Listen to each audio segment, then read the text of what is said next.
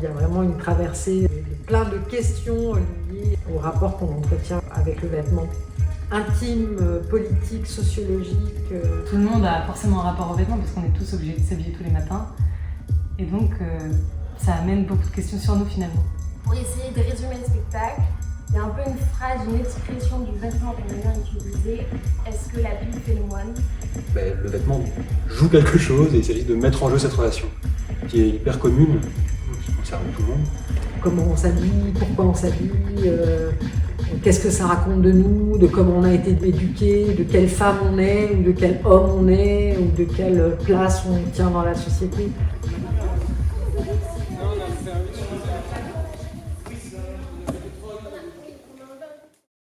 Donc on a commencé par travailler sur ce qu'on a appelé des études, qui sont des improvisations, qui partent d'improvisation en tout cas, qu'on a faites autour de plusieurs thèmes sur le vêtement. Et ces improvisations-là ont créé des espèces de petites formes qu'on a jouées dans les collèges de janvier à juin de l'année dernière. J'avais envie de profiter de cette expérience dans les collèges et notamment du lien avec les collégiens et de la possibilité de parler avec eux de cette question du vêtement pour faire déjà une première étape de travail. Vous, par exemple, il y a des vêtements que vous aimeriez porter et que vous vous autorisez pas au collège ou chez vous? Je sais qu'au collège, la classe d'hier nous disait qu'il y avait des choses qui étaient interdites, comme des claquettes, ou Les robes longues, ouais. les robes longues. Et donc ces improvisations, donc ces études-là, sont la base du travail qu'on fait en ce moment en répétition sur la création du Ferme Beau. La préparation aussi de vos silhouettes, c'est déjà un truc qui nous fasse sens sur le moment où vous allez un peu plus lâcher. Je pense que je vais peut-être aussi jouer du sifflet un peu plus longtemps. Est-ce que je dirais que cette création collective, oui et non. Non, parce que c'est quand même moi qui ai choisi ce sujet-là et c'est moi qui ai réuni ces personnes-là autour de moi. Et oui, parce que je suis quelqu'un qui ne parvient à travailler que dans le dialogue avec les autres.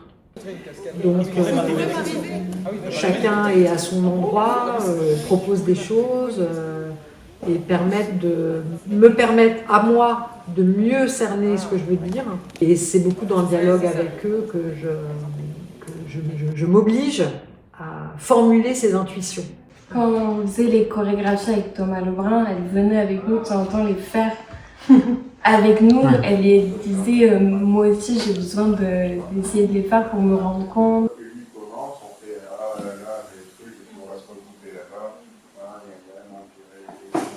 Cette manière de faire, en fait, c'est quelque chose de très heureux pour l'écriture dans la mesure où il y a quelque chose de beaucoup plus collectif. C'est-à-dire que l'écriture arrive comme un des éléments du spectacle qui est déjà en train de se faire. J'avais fait un premier projet déjà écrit par Nicolas Doutet sur la cartographie, sur l'histoire des cartes et justement ce double aspect à la fois poétique et politique des cartes. Et je retrouve ce désir-là d'en faire le beau. Assez vite, il y a eu l'idée que ça pouvait être intéressant de garder une forme assez,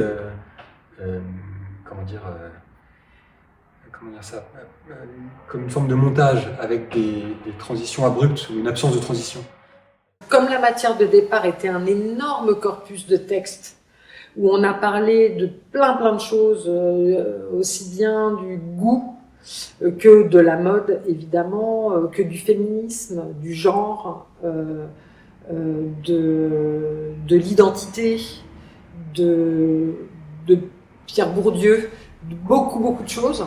Je ne savais pas si on allait aller vers une fiction avec des personnages et une histoire, ou si on allait rester dans une sorte d'expérience de pensée, d'expérience théâtrale de la pensée sur ce sujet du vêtement. C'est une pièce qui est très chorale, donc ça demande aussi comme un chœur a besoin de trouver son son, le chœur au théâtre a aussi besoin de trouver sa corporalité, son rythme et ces moments de coryphée aussi. Comment est-ce qu'on peut dans ce chœur isoler 1, 2, 3 personnes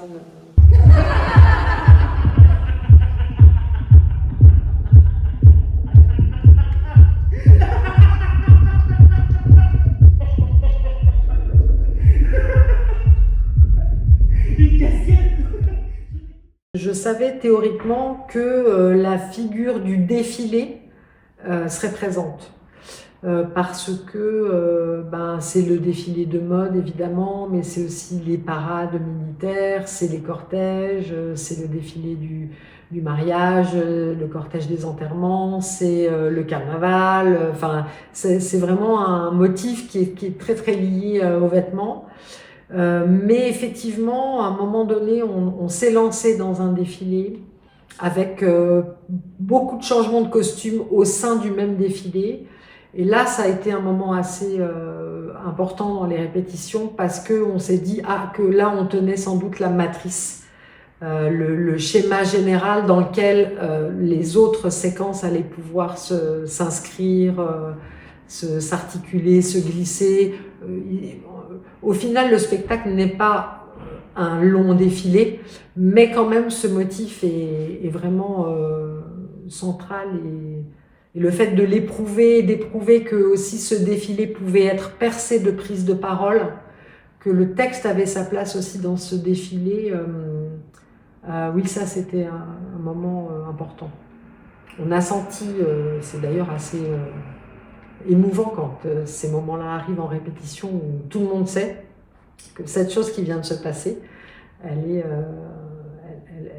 va être déterminante pour la suite.